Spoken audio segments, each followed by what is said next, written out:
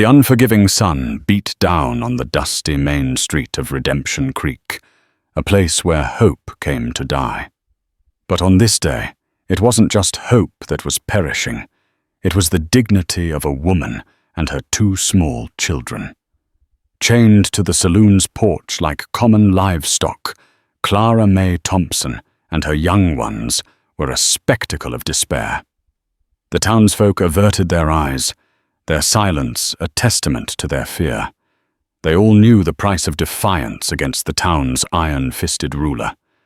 But they didn't know that a lone rider, a quiet cowboy with ghosts in his eyes, had just crested the ridge. He saw the woman, he saw the children, and in his heart, a long-dormant promise stirred. The question wasn't if he would act, but when and what storm of retribution he would unleash upon this so-called Redemption Creek. The heat was a physical presence in Redemption Creek, a suffocating blanket woven from dust and sun. It clung to the weathered facades of the clapboard buildings, shimmered above the rutted track that served as the main thoroughfare, and settled in a fine, gritty layer on everything and everyone. For Clara Mae Thompson, the heat was just another layer of the misery that had become her existence. She knelt in the dirt, the rough iron of the chain, a cold, heavy reality against her wrist.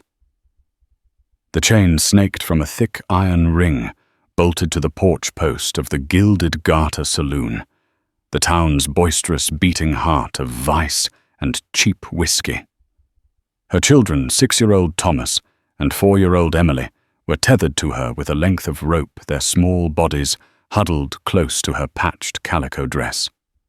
Emily's soft sobs were a constant heart-breaking rhythm against the saloon's raucous piano music. Thomas, with a premature solemnity in his young eyes, stared defiantly at the swinging batwing doors, his small fists clenched. Clara Mae's crime was widowhood. Her husband William, a man with more optimism than sense, had chased the siren song of gold into the treacherous canyons of the territory.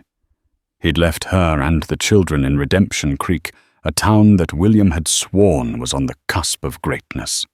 He had promised to return a rich man to build them a fine house on the hill overlooking the creek.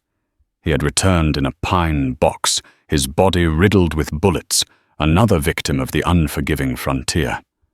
The debt he had accrued at the Gilded Garter, a tally of whiskey supplies, and a hefty loan for a mining claim that turned out to be barren, had fallen squarely on Clara Mae's shoulders. The saloon's proprietor, a man whose name was a curse on the lips of many Jebediah Kane, had come to collect. Kane was a man carved from the very rock of the harsh landscape.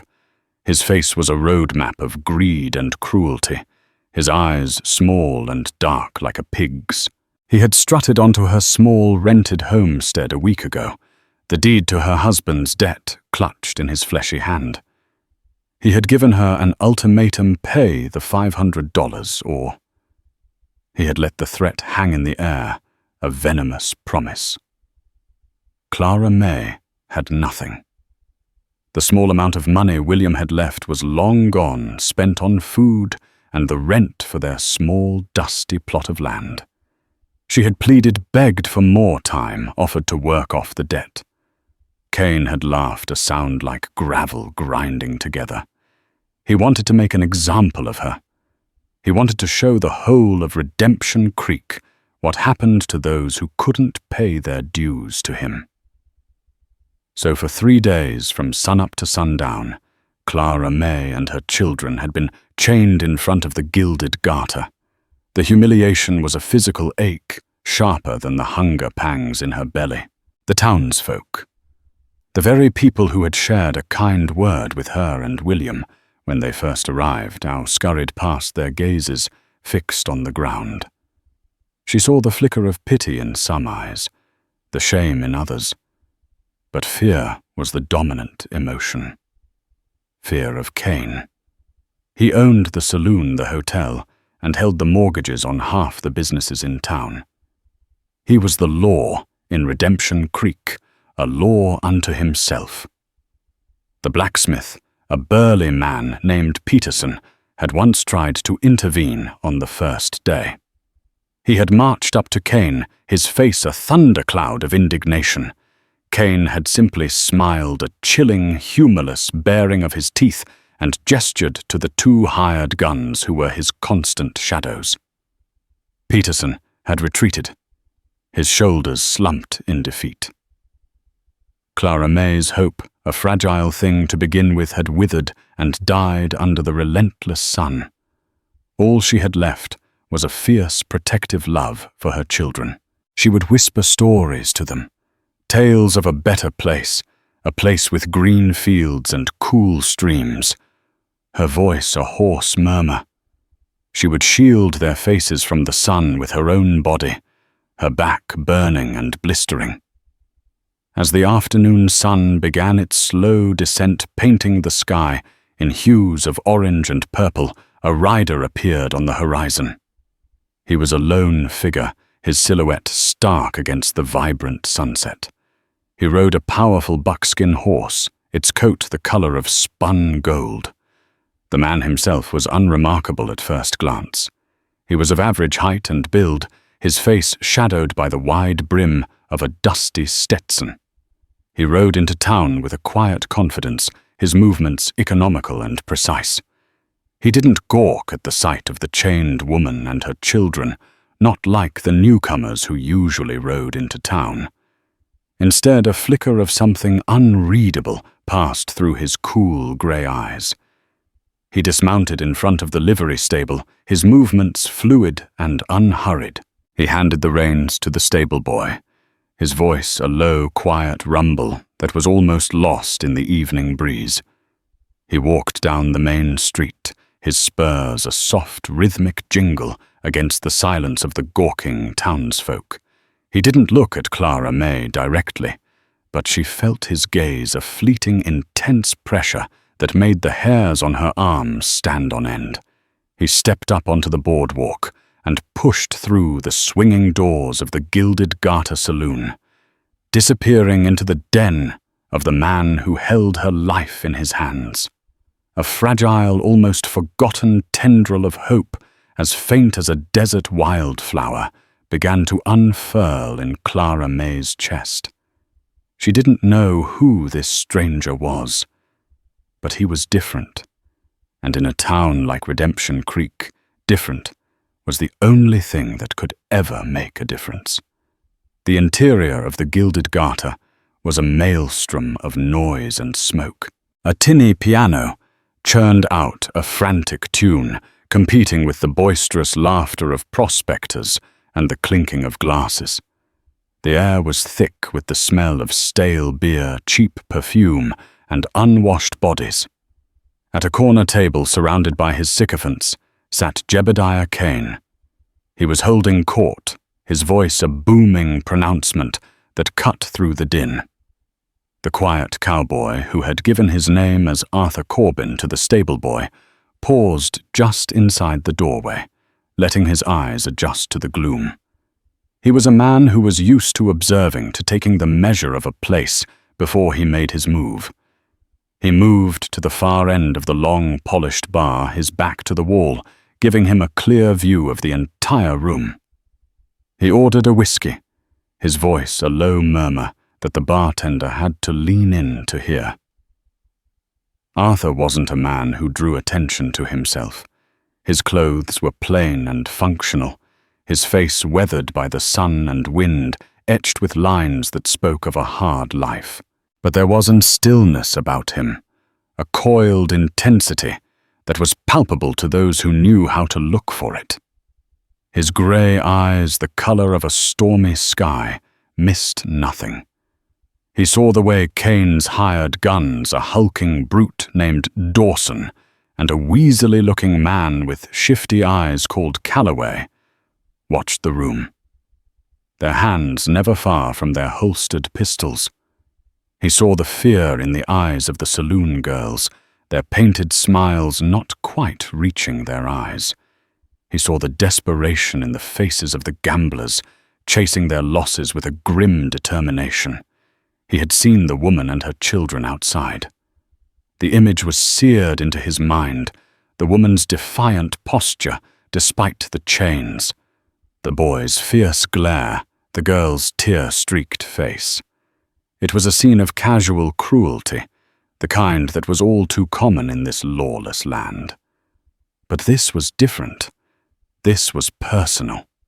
He nursed his whiskey, the amber liquid untouched. His gaze kept drifting back to Kane. He studied the man, his boorish laughter, his expansive gestures, the way he lauded his power over everyone in the room.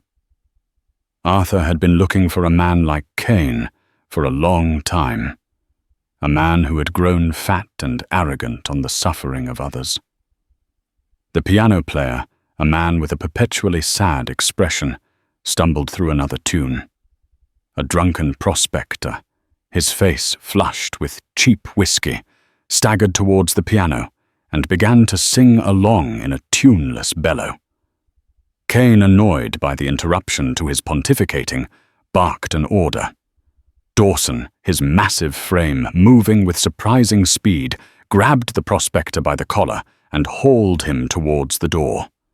The man was unceremoniously thrown out into the street, his drunken protests cut short as he landed in the dust.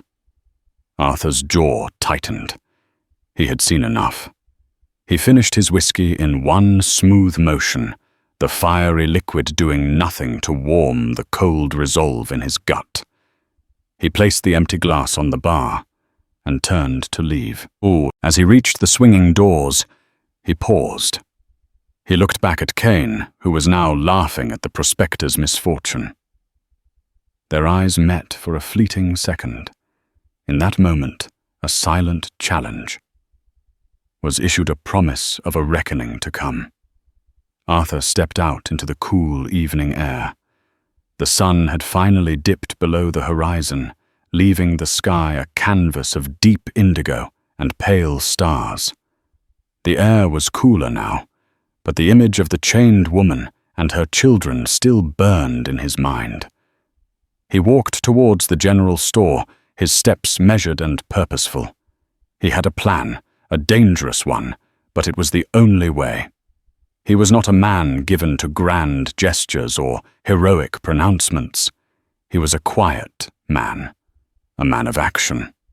And the time for action was fast approaching. He bought a few supplies at the general store, a loaf of bread, a chunk of cheese, and a canteen of fresh water. The storekeeper, a nervous little man, with a perpetually worried expression, eyed him with a mixture of curiosity and fear. Strangers in Redemption Creek were rarely a good thing. Arthur paid for his purchases and walked back towards the saloon. He didn't look at Clara May, not yet. He sat on a bench across the street in the deepening shadows of the blacksmith's shop. He ate his meager meal, his eyes never leaving the gilded garter. He was a silent watcher, a patient predator, waiting for the right moment to strike. He would wait for the cover of darkness for the town to settle into a drunken slumber. He knew that a direct confrontation with Kane would be suicide. He had to be smarter, more cunning. He had to use Kane's own greed against him. The hours ticked by. The moon, a pale sliver in the inky sky, cast a ghostly light on the deserted street.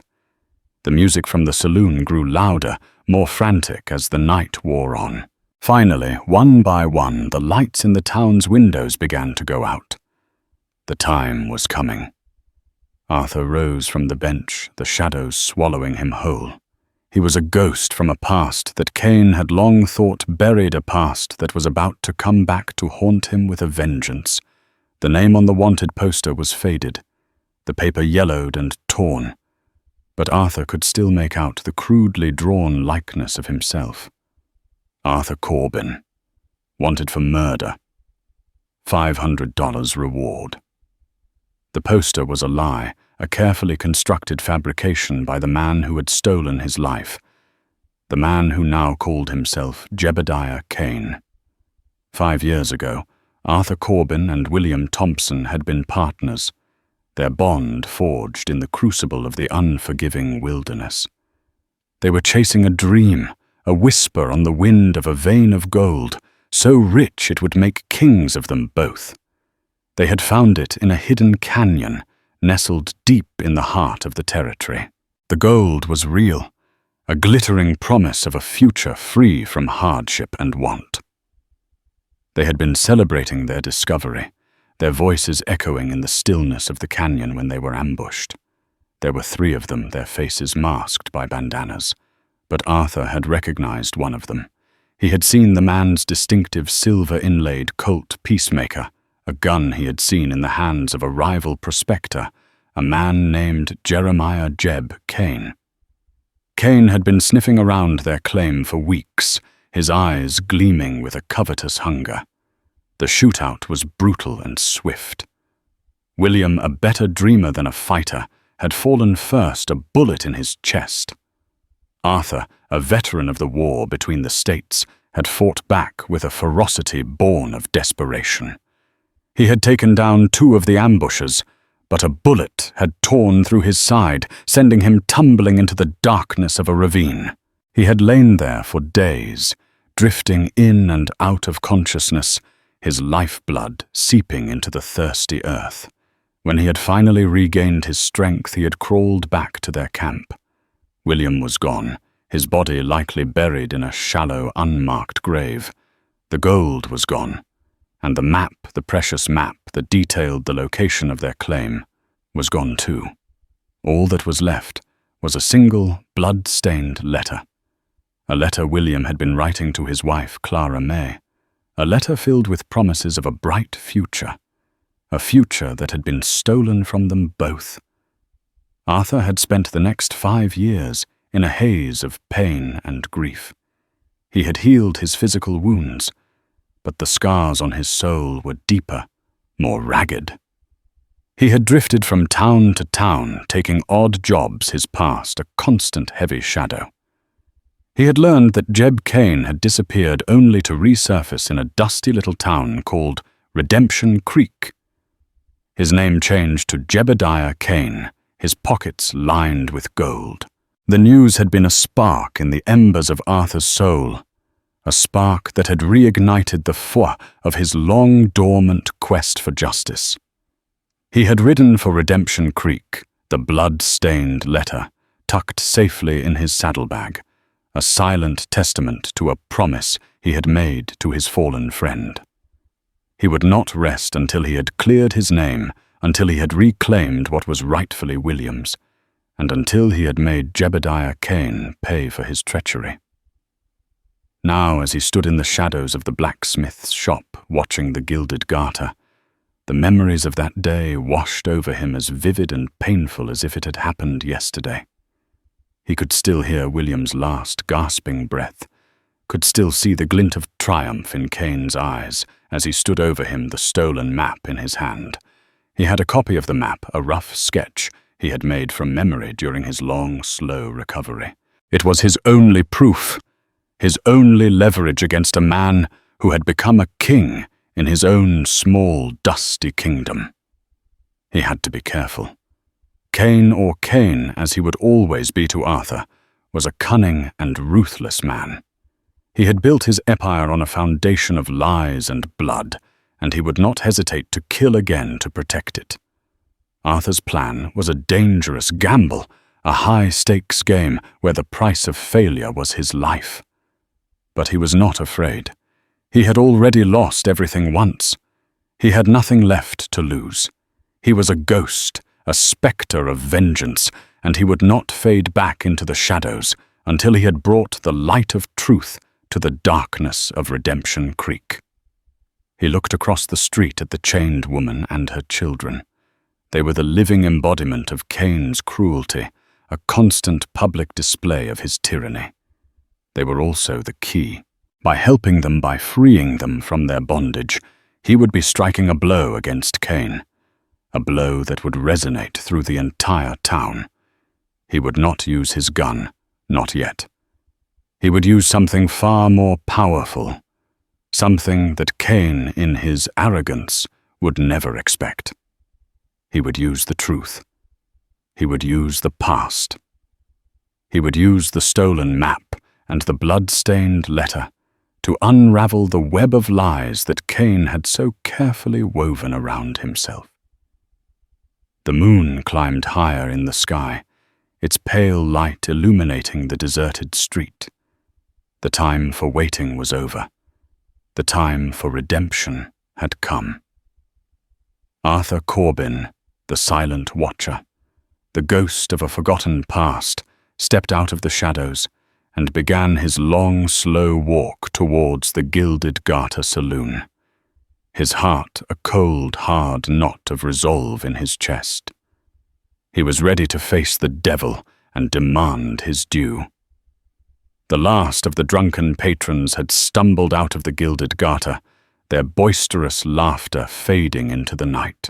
The piano had fallen silent, the only sound now the rhythmic ticking of the grandfather clock in the corner. Cain sat at his usual table, counting the night's takings, his face illuminated by the flickering light of a single oil lamp. Dawson and Calloway stood guard at the door, their faces impassive masks. The swinging doors creaked open, and Arthur Corbin stepped inside. The room fell silent, the air thick with a sudden palpable tension. Cain looked up, his eyes narrowing. "We're closed," he growled, his voice a low, menacing rumble. Arthur didn't flinch. He walked slowly towards the table, his spurs a soft, rhythmic jingle on the wooden floor. He stopped a few feet from Cain, his face an unreadable mask. "I'm here about the woman," he said, his voice quiet but firm, carrying to every corner of the silent room.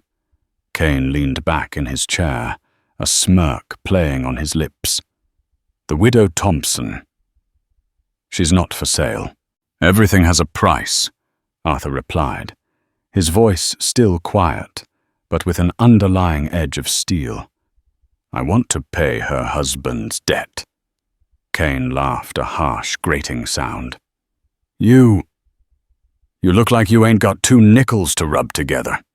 He gestured to the pile of coins on the table. "The debt is $500. You got that kind of money, stranger?" Arthur didn't answer. Instead, he reached into his saddlebag and pulled out a worn leather pouch. He untied the drawstring and emptied its contents onto the table. A cascade of gold nuggets glinting in the lamplight spilled across the polished wood. Cain's eyes widened, his greed momentarily overriding his suspicion. He picked up one of the nuggets, his fingers caressing the cool, heavy metal. This was no ordinary prospector's haul. This was pure, high-grade gold. "Where did you get this?" Cain demanded, his voice a hoarse whisper. "I have a map," Arthur said, his eyes locked on Cain's. "A map to a place where there's more of this. A lot more." The color drained from Cain's face. He knew that map. He had killed for that map. He had built his entire Emmaus on the gold from that claim. "You're lying," he hissed, but his voice lacked conviction. Arthur smiled, a cold, humorless smile. "Am I Jeb Cain?" The name hung in the air like a death sentence. Cain recoiled, as if he had been struck. Dawson and Calloway reached for their guns, but Arthur was faster. His hand was a blur, and suddenly his Colt Peacemaker was in his hand, its barrel pointed directly at Cain's heart. "I wouldn't do that if I were you," Arthur said, his voice now a low, deadly snarl. "I've waited 5 years for this. I can wait a little longer." The 2 hired guns froze their eyes, darting between Arthur and their boss. Cain stared at Arthur, his face a mask of disbelief and terror. "It can't be," he whispered. "You're dead." "I'm what you made me," Arthur replied, his voice filled with a cold, righteous fury. A ghost who's come back to collect a debt. a debt of blood and gold. He reached into his coat and pulled out the blood-stained letter. He tossed it onto the table where it landed next to the pile of gold.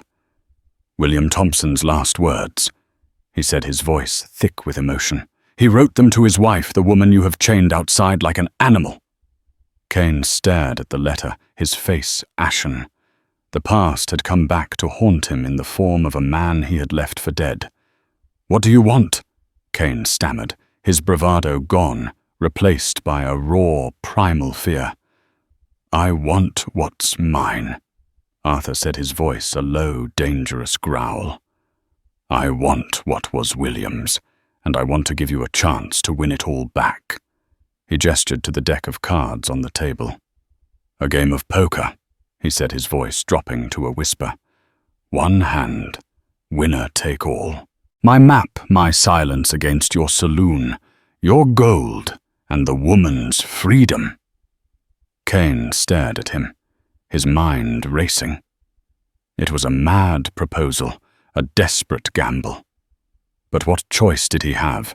If Arthur went to the law, if he told his story, Kane would be ruined, his empire built on a lie crumbling to dust around him. He would hang for the murder of William Thompson. He looked at the gold on the table, at the promise of the map. Greed, the very sin that had led him down this dark path, was a powerful motivator. He was a gambler at heart. He had always been lucky. He could win. He had to win. "I accept," he said, his voice a hoarse whisper. He looked at Arthur, his eyes filled with a new venomous hatred. "But when I win, I'll take great pleasure in putting a bullet in your other side." Arthur smiled a cold, predatory smile. "You can try," he said, his voice a soft, deadly promise. "But I wouldn't bet on it." The stage was set for a final deadly confrontation. A game of cards would decide the fate of a town, the future of a woman and her children, and the soul of a man who had come back from the dead to claim his redemption. The news of the high-stakes poker game spread through Redemption Creek like a wildfire. The saloon, which had been dark and silent just moments before, was now packed with a silent, expectant crowd. The townsfolk, drawn by the promise of a spectacle, a showdown that would determine the fate of their town, filled every available space, their faces a mixture of fear and excitement. Clara May, who had been brought inside at Arthur's quiet insistence, stood in the corner, her children huddled close to her. She watched the scene unfold with a sense of unreality, her heart pounding in her chest. She didn't understand the complexities of the game, but she understood the stakes. Her freedom, her children's future was being gambled on the turn of a card. The table was cleared, the pile of gold nuggets pushed to one side. A fresh deck of cards was brought out, the seal broken in front of everyone. Kane and Arthur sat opposite each other, the tension between them a palpable force in the room. Dawson and Calloway stood behind Kane, their hands resting on their holstered guns. The game was 5-card stud. The first card was dealt face down, the next 4 face up. The betting was fierce aggressive. Kane, fueled by a mixture of desperation and arrogance, raised the stakes with each card. He was a skilled player, his face an impassive mask. But Arthur could see the fear in his eyes, the slight tremble in his hands. Arthur played a quiet, conservative game, his face unreadable. He called Kane's bets, his movements calm and deliberate. The crowd watched in silence, their eyes darting between the two men, trying to read their hands to guess their strategies. The first 3 cards were dealt. Kane had a pair of kings showing a strong hand. Arthur had a queen, a jack and a 10, a possible straight. Kane bet heavily, trying to force Arthur to fold. Arthur called his expression unchanging. The 4th card was dealt. Kane got another king, giving him 3 of a kind. A murmur went through the crowd. It was a powerful hand, almost unbeatable. Cain smiled a triumphant, predatory smile. He pushed all of his gold into the center of the table. "All in," he said, his voice a triumphant roar. Arthur looked at his own cards. He had drawn a 9. He now had a 9, a 10, a jack, and a queen, a 4-card straight. He needed an 8 or a king to win. The odds were against him. He looked at Cain at the smug certainty on his face. He looked at Clara May at the hope and fear warring in her eyes. He looked at the faces of the townsfolk, at the silent plea for a hero, for a savior. He had one card left, the face-down card, the card that held the fate of everyone in the room in its unseen face. He could fold, save his own life, and ride away from this town, from this ghost of a past that had haunted him for so long. But he knew he couldn't. He had made a promise to a dead friend, a promise to himself. He would see this through to the end, whatever the cost. He pushed the deed to the saloon and the map into the center of the table. "I call," he said, his voice a quiet, firm statement that echoed in the silent room. The tension was unbearable. The crowd held its breath. The only sound was the frantic beating of their own hearts. Cain reached out and slowly turned over his face-down card. It was a 4 of clubs, a useless card. He still had 3 kings, a powerful hand, a winning hand. He laughed a harsh, triumphant laugh. "You lose, ghost," he sneered.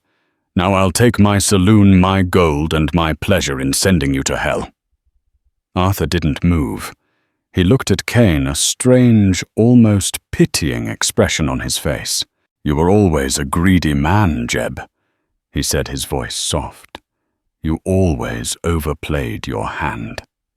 He reached out and slowly turned over his own face-down card. It was the 8 of spades, a straight, a 9, 10, jack, queen, and an 8, a winning hand. A collective gasp went through the crowd. Cain stared at the cards, his face a mask of disbelief. He had lost. He had lost everything. He looked at Arthur, his eyes wild with a crazed, desperate fury. He reached for his gun, but he was too slow. Arthur's hand was a blur, and his Colt was in his hand. Its barrel pointed directly at Cain's chest. "It's over, Cain," Arthur said, his voice a low, deadly command. "It's all over." Cain stared at the gun, at the cold, unforgiving eyes of the man he had wronged so long ago. His bravado, his arrogance, his entire empire had crumbled to dust in a single devastating moment. He was a broken man, a king without a kingdom, a devil who had finally been dealt his due. The silence in the room was broken by a single soft sob. It was Clara May, her face wet with tears of relief and gratitude. Her long nightmare was finally over.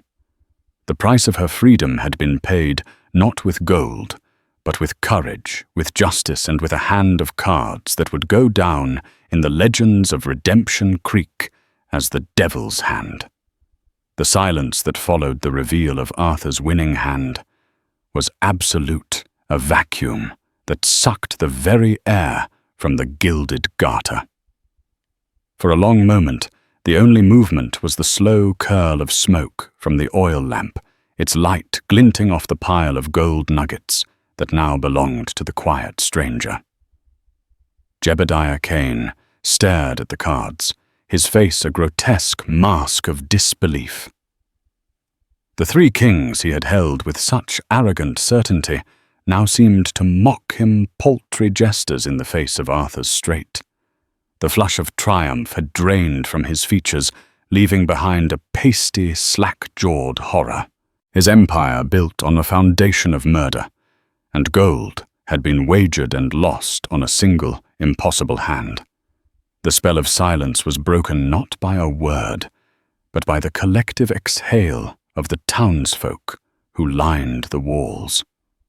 A low murmur rippled through the room, a sound that began as disbelief and quickly curdled into something else. Contempt. The fear that Cain had so carefully cultivated for years had been vanquished, and the respect he had commanded was revealed to be nothing more than a hollow sham. He was no longer a titan.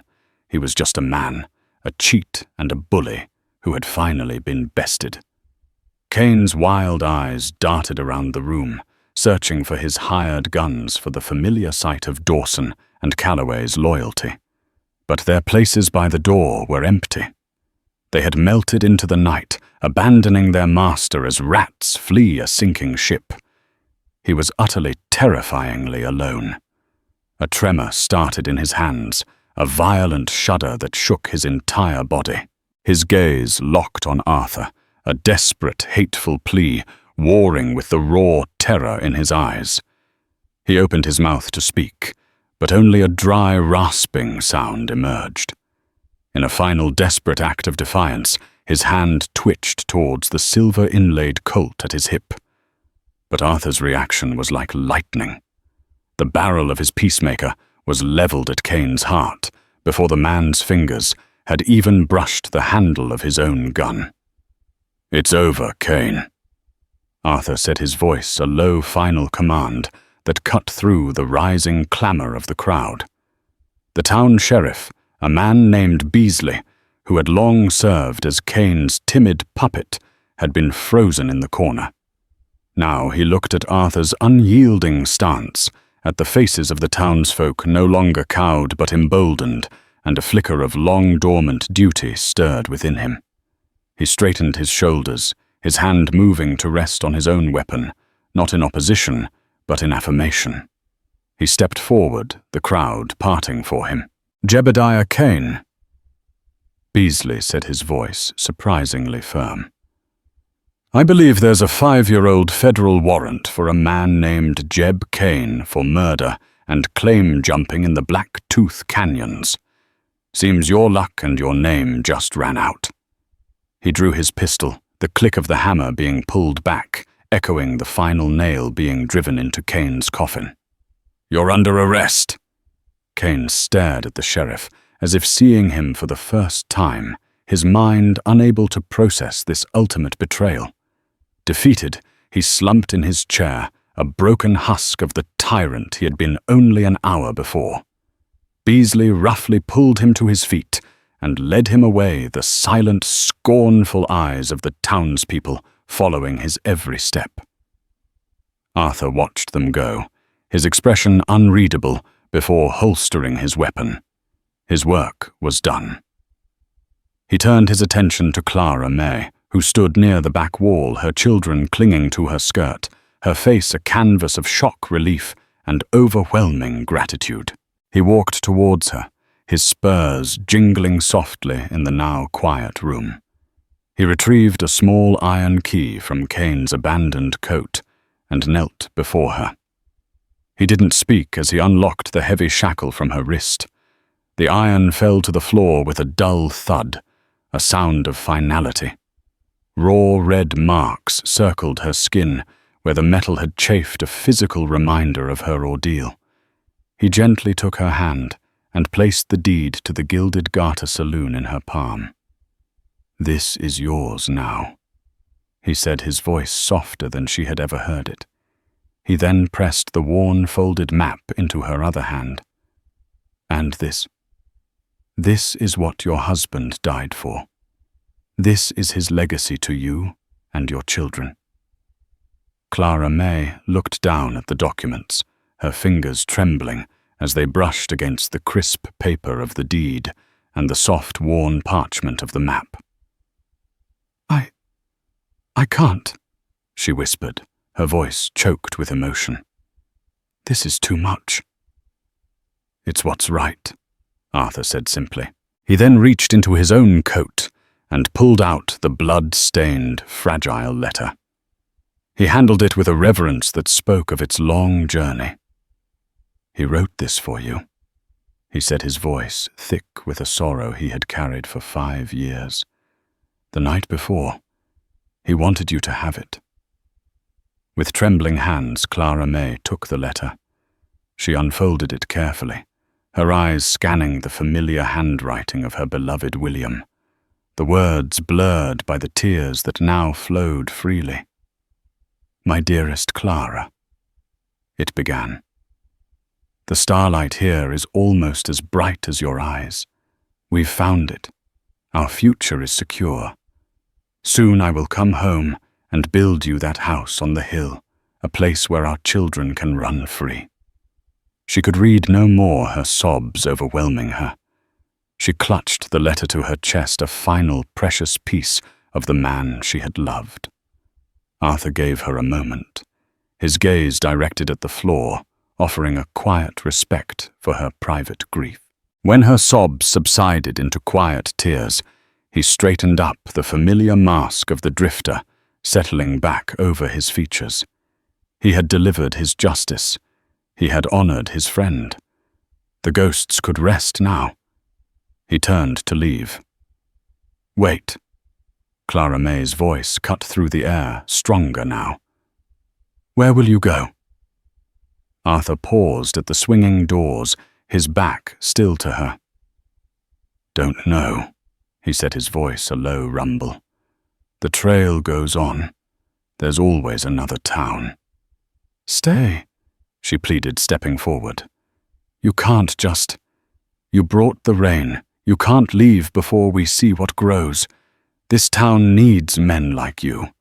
I need your help. That map is just paper to me. You know what it means. You know the land. Stay and be my partner. We can work the claim together. It's your legacy as much as it is his." He turned slowly to face her. He saw the strength that had returned to her eyes, the fierce determination of a woman ready to build a new life from the ashes of the old. He saw the hope in the faces of her children.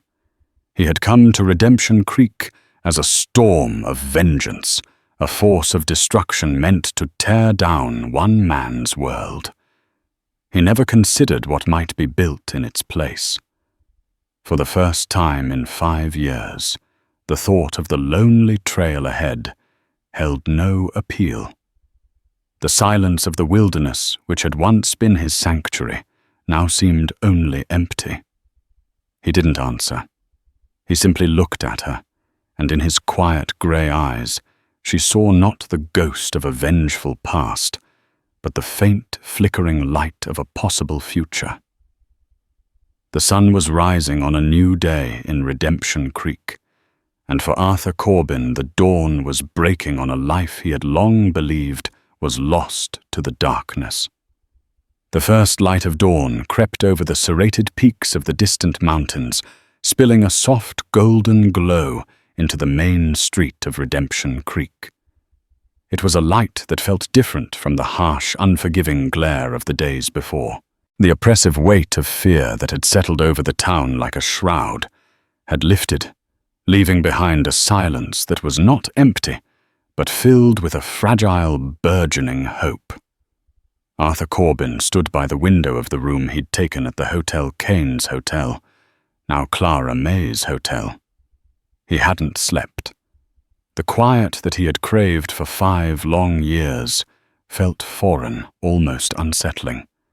His entire existence had been defined by a single burning purpose: to find Jeb Kane and exact justice for the death of his friend. The quest had been his compass, his reason for waking each morning. Now, with the quest fulfilled, he felt adrift in a calm sea, the familiar landmarks of his anger and grief having vanished below the horizon. He watched the town slowly come to life. The blacksmith Peterson emerged from his shop, his hammer ringing against the anvil with a rhythm that sounded more cheerful, more defiant than before. Children's voices, once hushed and fearful, now echoed with laughter as they chased a stray dog down the street. It was the sound of a town breathing freely for the first time in a long time. He saw Clara May step out of the saloon, her 2 children trailing behind her. She paused on the porch, the very spot where she had been chained, and looked out at the morning, a deep, cleansing breath filling her lungs. Her shoulders, which had been stooped with the weight of despair, were now squared with a newfound resolve. She was no longer a victim. She was a survivor, a proprietor, a woman with a future. Arthur felt a pang of something he couldn't quite name.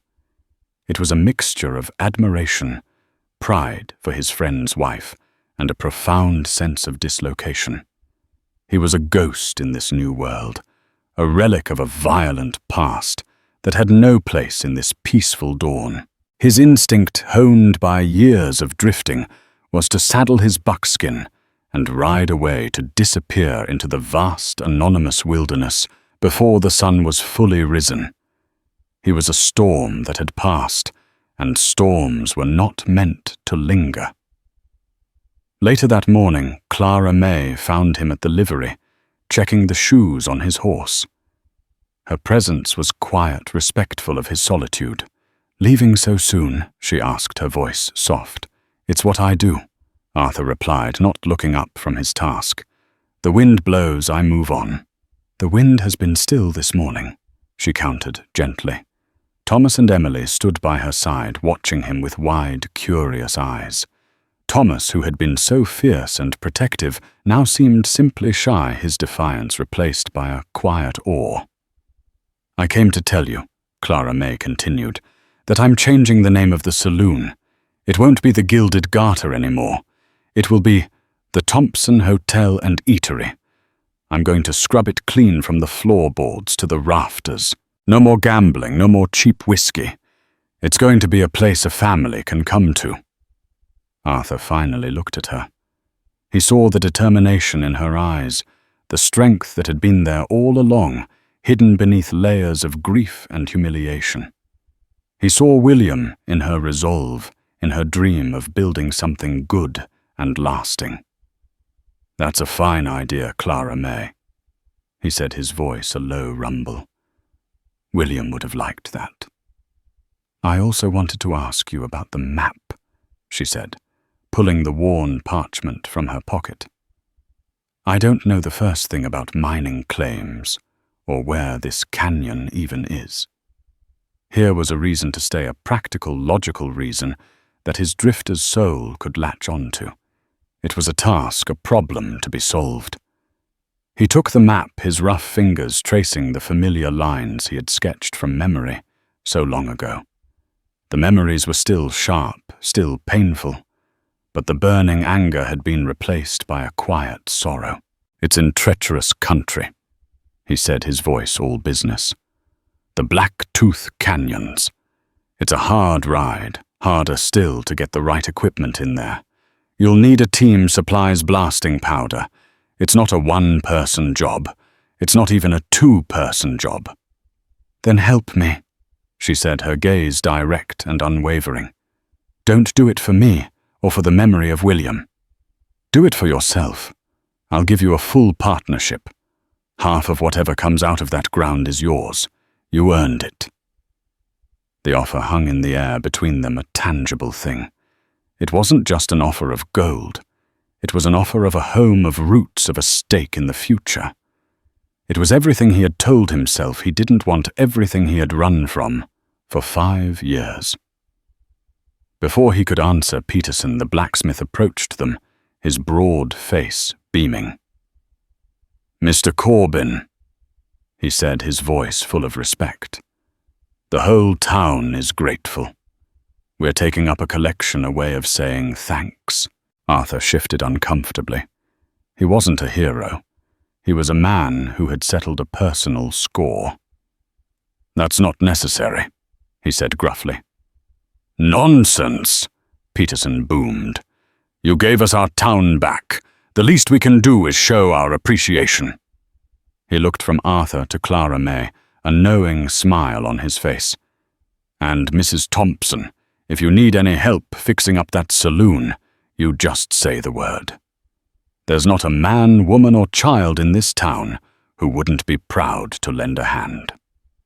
Throughout the day, Arthur felt the town's gratitude like a physical weight.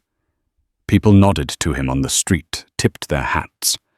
The storekeeper gave him a free pouch of his best tobacco. It was a kindness he was unused to, a sense of community he had long forgotten. He spent the afternoon with Clara May and her children, going over the map in the back room of the now scrubbed-clean saloon. The smell of stale beer was gone, replaced by the clean scent of soap and lemon oil. He told them stories about William, about their early days prospecting, their shared dreams and laughter. He saw Clara May's eyes soften, saw her smile through her tears as she learned new things about the husband she had lost. He saw Thomas and Emily listening rapt as he painted a picture of their father, not as a failed dreamer, but as a brave and hopeful man. In sharing William's past, Arthur felt a part of his own fractured soul begin to mend. As evening fell, they sat at a newly scrubbed table, eating a simple meal of stew and fresh bread. Emily, who had barely spoken a word during her ordeal, was now chattering away, her laughter filling the quiet room. Thomas sat next to Arthur, watching his every move with a quiet intensity. "Mr. Corbin," Thomas said suddenly, his small voice serious. "Are you going to be our new pa?" The question, so innocent and direct, struck Arthur with the force of a physical blow. The stew caught in his throat. Clara May's face flushed, and she quickly shushed her son. "Thomas, that's not a polite question to ask." But the question lingered in the air, a silent testament to the void in this family's life, a void that Arthur, in his quest for vengeance, had inadvertently stepped into. He looked at Clara May, at the hope and fear warring in her eyes. He looked at Thomas and Emily, two small children who had been to hell and back. He thought of the long, lonely years behind him, the empty nights under a canopy of cold, indifferent stars. He thought of the future, a future that could be more of the same, or it could be this. The warmth of a fire, the sound of a child's laughter, the quiet companionship of a woman who understood loss as well as he did. He finally looked at Thomas, a slow, thoughtful smile spreading across his face. "Your pa was a great man, Thomas," he said, his voice soft. "He was my best friend. I could never replace him. But I'd be honored to be your friend.